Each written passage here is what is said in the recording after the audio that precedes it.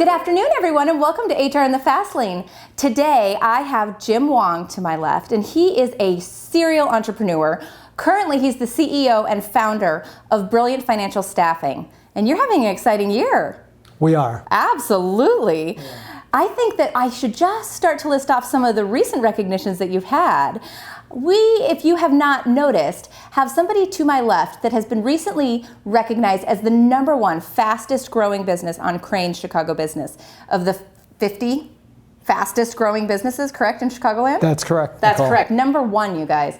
And what's interesting about that metric is that we know that as businesses grow fast, right, not only are you on the Crain's list, but I understand that you're going to be recognized also by the top 10 staffing businesses in the country as a fast-growing organization within that industry? Correct. We're going to be recognized by Staffing Industry Analysts as one of the top 10 fastest-growing staffing companies in the country. Which is just amazing, right? Yeah. And the metrics to hit these thresholds of recognition for fast-growing are at what percent?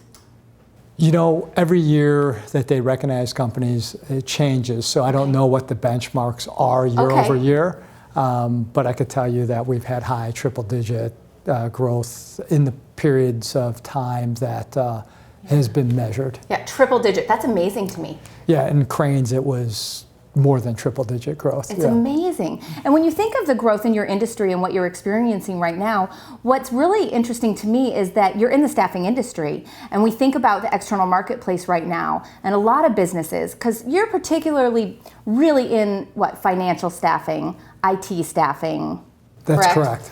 And so the seasoned, potential of just talent being available on the open marketplace right now for the even most recent years and where we're going in the future is going to be continually dwindling in terms of being able to easily just run an ad, for example, and find that you get seasoned talent that applies to your business. Do you feel that these external influences in the marketplace right now have fueled some of your growth? Well, there's no question that the challenges in the hiring marketplace for accounting and IT professionals has helped us, right? And there's no question that the economy in itself has helped us grow. But if you look at our industry, the staffing industry that is, and you look at the growth around the IT staffing niche and the accounting and finance niche, we're talking about our industry is growing roughly at, call it 7% to 12% as it relates to our industry. We have significantly exceeded that. Absolutely. And the reason being is really, I think, three factors, Nicole. I think the first is when we started the business, we had the right vision and the right plan in place, right? The next thing I would tell you is we had to have the right people.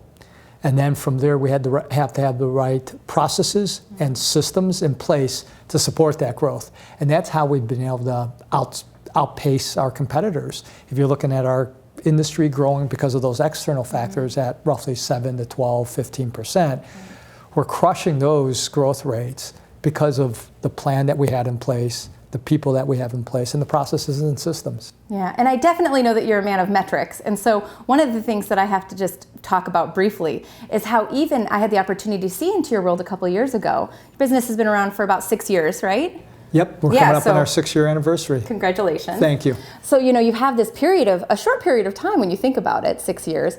And I know years ago when I had the opportunity to meet you, it was truly where you were even building your baseline processes from like a job description, roles and responsibilities, clarifications of what success looks like in this business. You had it so dialed in, and not just from a qualitative narrative, but metric, right? Sure. So going back to knowing where we're going, right? We had to know where we wanted to be, and then we had to make that real for everyone who comes on our team. And they had to understand how that fits into the bigger picture, right? So if we say we want to be here by a certain date and time, the people that join us have to understand what their role is in getting there.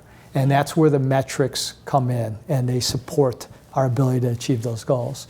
So we believe that before we even hire a person, that they need to understand where we're going and how they would be part of that and what their role would be in there. Well, and I think that fundamental belief that you have is something that there's no surprise that, when we took you through nomination for being one of Chicago's 101 best and brightest companies to work for in Chicago, that you went straight to that winner's list first year in 2014. You've been able to sustain it now for 2 years consecutive, which, by the way, is something to be very proud of. There were over 40 new businesses that were brought on the list just this last year. Wow. Yeah, so congratulations to that. And I know that you've been recognized on a national stage as well, which is a completely different forum because you're working not only in the greater Chicago area, but you also have an office down in South Florida, is it, right? Yes, we sure do. Yeah. I will tell you that as proud as we are about our growth, we're equally, if not more proud about our award to be the best and brightest companies to work for in Chicago as well as on a national basis. Because what we always say is our growth is a function of our people and our culture. It's not the other way around, right? Yes, you don't get so true. growth and then have a great company. You have to have the right people, process, systems, culture to get the type of growth that we've been able to achieve. Well, and that's why you're such a wonderful guest for the show today, because I really want to dive in just for a minute into how do you absolutely sustain, right, this culture invitation in your business as you have this tremendous triple-digit growth, right? You have lots of new people coming into the business. You have lots of just expansive geographically, right? And they say that, culture can change, formidable culture in 19 feet of separation, right? And you're only one man. And so tell me about your leadership team and the different ways that you are engaging each person on a daily basis so that they can keep up with you. Well, I will tell you, to sustain the right culture is a lot of work. Yes, it is. And it has to start with the tone from the top, the people at the top of the organization. So the first thing we have to do is we have to set the right mission for the company. And then we have to hire accordingly to the mission and our company values. So our mission at our company, Brilliant, is to make people's lives better. That's what we do. If you look at our organization, we help the hiring companies and the hiring managers, we help improve their lives by simply helping them with a project, by helping them hire the right person, all of those things to make their lives easier and better, professionally and personally. Then if you look at the candidates that we represent, we help them achieve their goals. Sometimes we help educate them about what their worth is in the marketplace, where their career can go, all of those things, and help them manage their careers appropriately. And then internally with our colleagues. It's our mission to make their lives better, and each one should help each other at our company. So that's our mission, so you have to start with that. And then what supports that is our values. And we have 6 core values that I didn't develop as the leader of the company. I set the mission, but our team developed our core values, right? Love hearing that. Our core values starts with integrity, teamwork, accountability, service, job satisfaction, and last but not least, especially for this show, is entrepreneurship. And then what we've developed is the behaviors around those core values.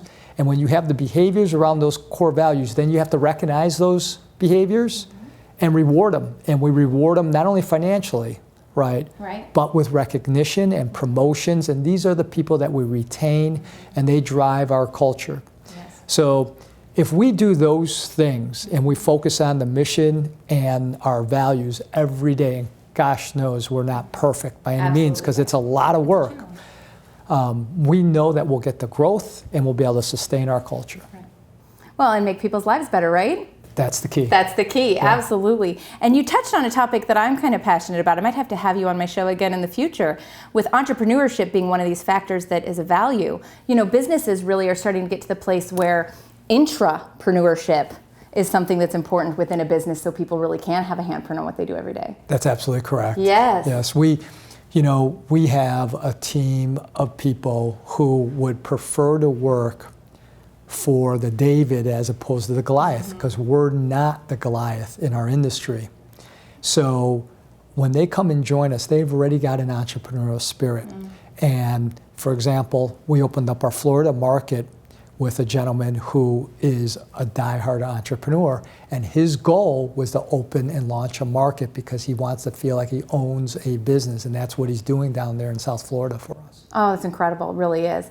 You know, and in your industry, it's kind of cutthroat, I have to admit. You know, it can be rather competitive, being in the HR mindset that I come from. Sure. A lot of people sometimes look at agencies and they say, oh, they just fill and bill, right? Yeah. A lot of agencies just throw spaghetti on the wall, for example, and just fill and bill, fill and bill, fill and bill.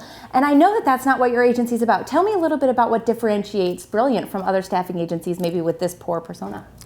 It's our recruiting process and hiring for the team that comes to join us, Okay. Nicole. Yeah. Okay, and it starts with our mission and our values. It all has to line up.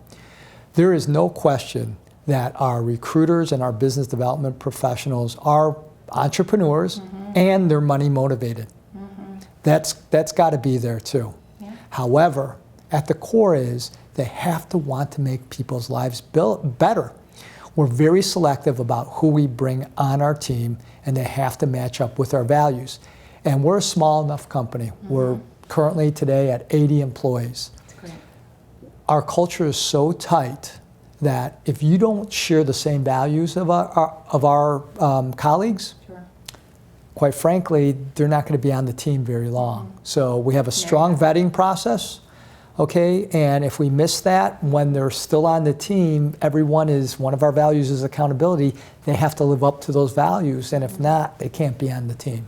See, and that is tremendous, just hearing you say that, because that is really what differentiates just any business from being a winning organization when it comes to culture. So there's no surprise that you're recognized as being one of the best places to work here in Chicago. Well, thank you, Nicole. Absolutely, it's truly a pleasure. I enjoyed having you today. Thank you so much for taking the time. Well, thank you. Yes, please tell everyone where they can find Brilliant.